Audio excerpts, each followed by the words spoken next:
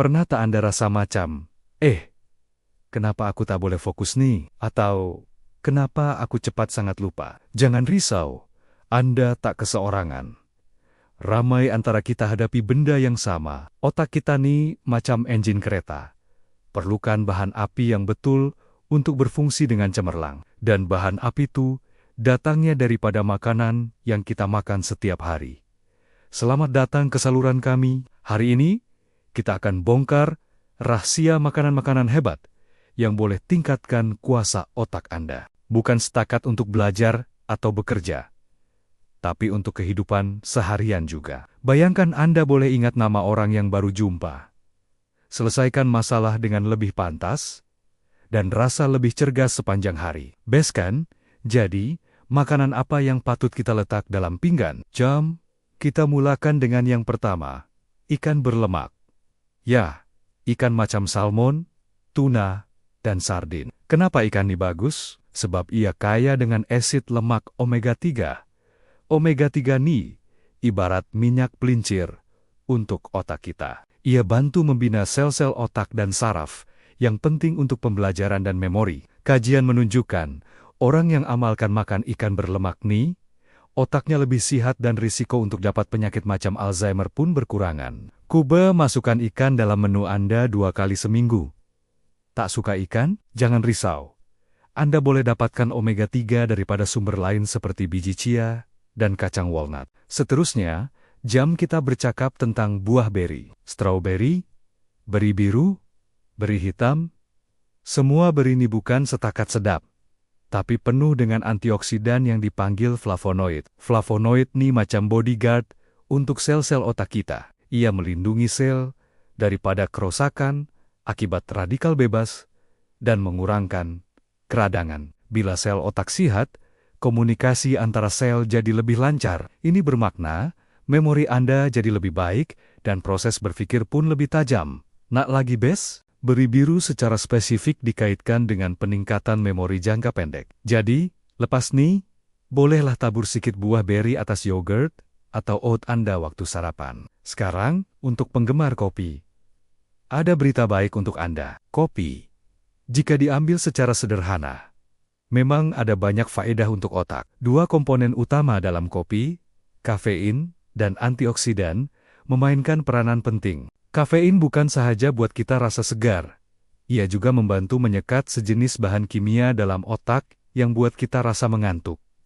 Hasilnya, kita jadi lebih peka dan fokus. Antioksidan dalam kopi pula bantu lindungi otak. Pengambilan kopi dalam jangka masa panjang juga dikaitkan dengan penurunan risiko penyakit neurologi seperti Parkinson dan Alzheimer. Tapi ingat ya, kuncinya adalah kesederhanaan. Terlalu banyak kafein boleh ganggu tidur, dan tidur yang cukup TU sangat penting untuk kesehatan otak. Kita teruskan dengan kunyit. Rempah ratus berwarna kuning yang selalu ada dalam masakan kari ini rupa-rupanya satu superfood untuk otak. Bahan aktif dalam kunyit, yaitu kurkumin, adalah sejenis antioksidan dan anti radong yang sangat kuat. Kurkumin ini istimewa, sebab ia boleh merentasi penghalang darah otak. Maksudnya ia boleh masuk terus ke dalam otak dan memberi manfaat secara langsung kepada sel-sel di sana. Ia bantu meningkatkan memori, mengurangkan brain fog atau rasa kelabu asap dalam kepala, dan juga merangsang pertumbuhan sel otak baru.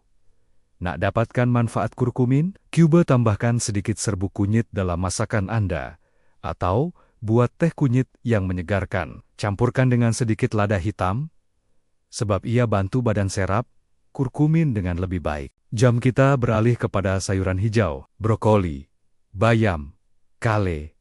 Semua nih penuh dengan nutrien yang otak kita suka. Brokoli contohnya, kaya dengan vitamin K.